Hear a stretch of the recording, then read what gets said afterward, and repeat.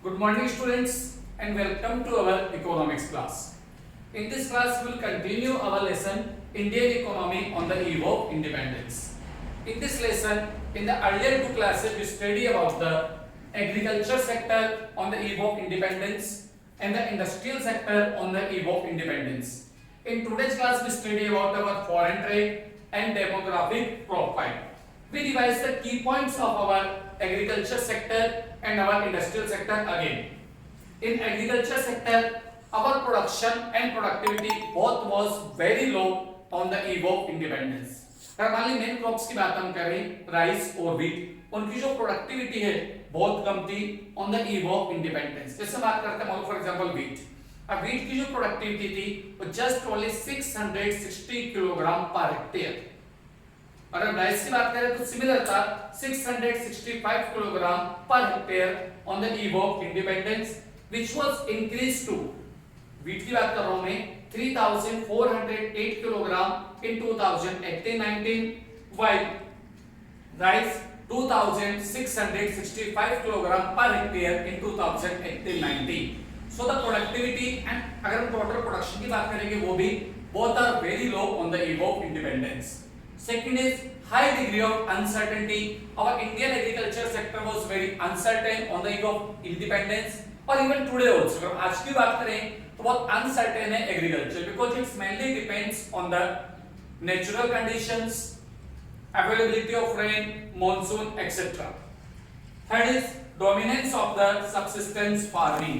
जो हमारा agriculture sector है उसके अंदर जो farmers farming करते हैं उनका main objective क्या होता था? To fulfill their family needs, not to sell in the market, subsistence farming.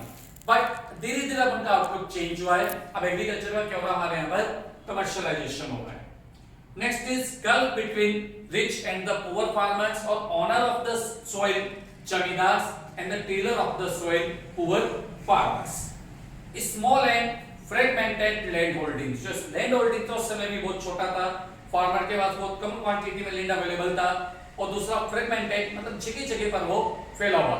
जैसे मतलब किसी फार्मर की एक जगह 5 बीघा जमीन है, दूसरी जगह 5 बीघा, तीसरी जगह 5 बीघा, तो उसका इम्पैक्ट क्या होता था? उसकी कॉस्ट ज्यादा होती थी और प्रोडक्टिविटी वो कम ले पाता था.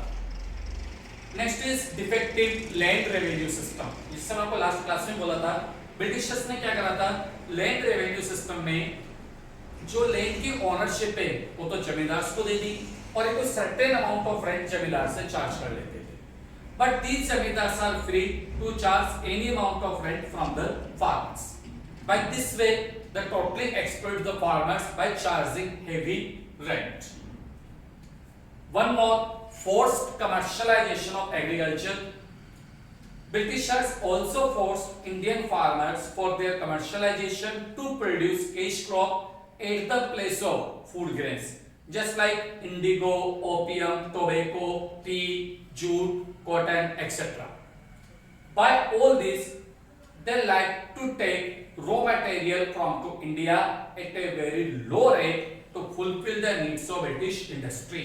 They like to make Indian economy only as a fodder to the British economy. And they also establish heavy industries in Britain that sell their finished goods in India. तो Britishers ने क्या करा, Indian agriculture sector को totally destroy करा और उनकी requirements के according इसको वो यूज में लेने लगे. सेकंड बात करते हैं यहाँ पर इंडस्ट्रियल सेक्टर और यहाँ पर मेनली बात करेंगे handicrafts. On the eve of independence Indian industrial sector was also very backward because Britishers do nothing for the development of Indian industrial sector or they also destroy our handicraft industry. How they destroy our Indian handicraft industry? We see some points. Just like discriminatory tariff policy, they adopt the discriminatory tariff policy. They charge heavy taxes or heavy import and export duties on Indian product if we trade with the any other country than the Britain. हमारा जो foreign trade होता था उसका आधे से ज्यादा 50% से ऊपर किसके साथ होता था? ब्रिटेन के साथ में. पर हम दूसरी कंट्री से अगर हम ट्रेड कर रहे हैं तो हेवी टैक्सेस चार्ज करते हैं. तो चाहते थे कि जो इंडियन इकोनॉमी है वो मेनली किस पर डिपेंड रहे? ब्रिटेन का. Second, this appearance of the princely courts. उस समय जो प्रिंसेस थे, किंग थे, राजा महाराजा, नवाब, बादशाह जो भी थे, इन सब पर ब्रिटिशर्स ने धीरे धीरे करके कंट्रोलिंग कर लिया. और इनका जो सपोर्ट मिलता था हैंडीक्राफ्ट पर्संस को, वो क्या हो गया हमारे लिए, वो डिस्ट्रॉय हो गया, एक तरह से बोल सकते हो वो खत्म हो गया। जिससे वो लोग उनको सिक्योरिटी देते थे, उनके ट्रेड एक्सपोर्ट और इंपोर्ट्स के लिए उनको सिक्योरिटी प्रदान करते थे, लोन देते थे, डिफरेंट बेनिफिट्स देते थे, इवन उनके जो प्रोडक्ट्स है उसको वो परचेज भी करते थे। तो उनको जो बेनिफिट्स मिलता था, सारा बेनिफिट्स क्या हो गया, धीरे धीरे खत्म हो गया। Competition with the machine-made products. Indian handicrafts person also face the competition with the British machine-made products. British products are available at a good quality because these are produced with the help of heavy machinery if we compare with the handmade Indian handicrafts. New pattern of demand. उसी समय India में Lord Macaulay ने जो English medium education system develop किया था, तो उससे India के अंदर कुछ पर्सन जिनको इंग्लिश मीडियम एजुकेशन प्रोवाइड कर रहे थे, these peoples are speaking English, they make the translator between Indian people and the Britishers, and these peoples are in the favour of Britain and the British goods, so they use the British goods and also encourage Indian people to demand the British goods, not the Indian handicraft industry. One more, introduction of railway in India. Britishers also introduced railway in India, and with the introduction of railway, they make approach to the interior parts of the Indian market. Not only in the interior part of the Indian market, they take raw material from there and sell their finished goods in the different parts of Indian market, and by this way, they also destroy our industrial sectors. So by all these way, Britishers destroy our Indian industrial sector, especially the handicraft industry. Or in the similar way, there was very bleak or very less growth of our industrial sector. हमारे वहाँ पर कोई heavy industry Britishers ने develop नहीं होने दी, और mainly जितनी industries थी उस समय, वो सब कहाँ पर थी, ब्रिटेन में, और उस पर ब्रिटिश कंट्रोल था.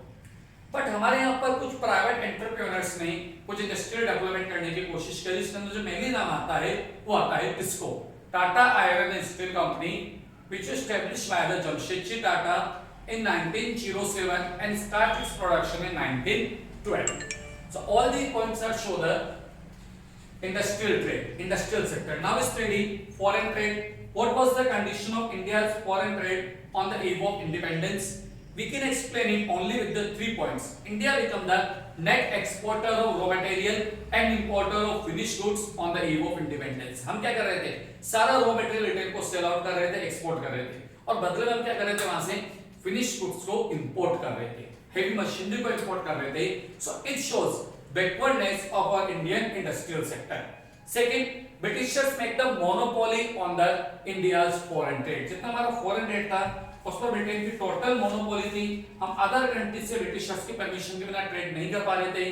वो हमारे से हेवी टैक्सेस, एक्सपोर्ट और इंपोर्ट ड्यूटी चार्ज कर रहे थे, और इवन जो ट्रांसपोर्टेशन मीडिया में मेनली शिपयार्ड्स वगैरह, उन सब पर किसका कंट्रोल था, ब्रिटिशर्स का. Surplus trade but only to the benefits of the Britishers. उससे हमारा जो बैलेंस ऑफ ट्रेड है, सरप्लस, एक अच्छी बात थी, पर हमारे पॉइंट ऑफ व्यू से देखें तो नेगेटिव है, क्योंकि हमारा बहुत सारा रॉ मटेरियल इंडिया से बाहर जा रहा था और बदले में फिनिश गुड्स इंडिया आ रहा था. ठीक है, तो हमारे एक्सपोर्ट्स ज्यादा थे, इंपोर्ट्स कम थे, तो हमारे लिए क्या था, बैलेंस ऑफ ट्रेड सरप्लस था. पर इस सरप्लस बैलेंस ऑफ ट्रेड का हमें कोई बेनिफिट नहीं हुआ. It's utilised by the Britishers for their own benefits. So by all this, by the foreign trade also, Britishers also exploit our Indian economy. The next is the demographic profile. What was the condition of India's demographic profile on the eve of independence? We can state it with the help of 4 points: high birth rate and high death rate. Birth rate and death rate was also very high on the eve of British rule. On the eve of independence, birth rate was 48 per thousand, while death rate was 40 per thousand, which was very high. हालांकि दोनों में ज्यादा difference नहीं था, तो हमारी population approximately stable थी. पर आफ्टर इंडिपेंडेंस जैसे हमने हेल्थ सेक्टर के अंदर डेवलपमेंट किया, अपना हेल्थ सेक्टर को हमने डेवलप किया, तो हमारा डेथ रेट तो कम हो गया, पर बर्थ रेट उतना कम नहीं हो पाया कंपैरेटिवली, तो हमारा पॉपुलेशन रैपिडली इंक्रीज हुआ. But on the eve of independence, और birth rate and death rate both were very high. Birth rate was 48 per thousand, death rate 40 per thousand. Infant mortality rate. Infant mortality rate means death of a newborn baby before completing the age of 1 year. अगर किसी बच्चे का birth होता है, उसकी 1 साल की as complete हुए बिना अगर उसकी डेथ हो जाती है, it is infant mortality rate. It was very high on the eve of independence it was 218 per thousand. अगर 1000 बच्चों का बर्थ होता है तो उसमें 218 बच्चे ऐसे थे जिनकी डेथ हो रही थी before completing the age of 1 year, which was very high. It showed the non-availability of health facilities in India. Life expectancy at birth is also very low on the eve of independence. It was just only 44 year if we compare with the present 69 year. तो life expectancy of birth बहुत कम था उसमें just only 44 year. In some books or in some reference book it's given as 32 years. कुछ reference book में इसको 32 year बताया गया है. Literacy rate is also very low, just only 16%. कितना था literacy rate? 16%. And in the female just only 7%. 100 में से 93 females illiterate थी and only 7 are literate on the eve of independence. And the literacy rate in the male was also very low, just only 25%. Out of 4, only 1%, one male is literate. So our demographic condition also show that Indian economy was very backward on the eve of independence. So studying all these points in today's class, we will continue this chapter in the next class. Thank you.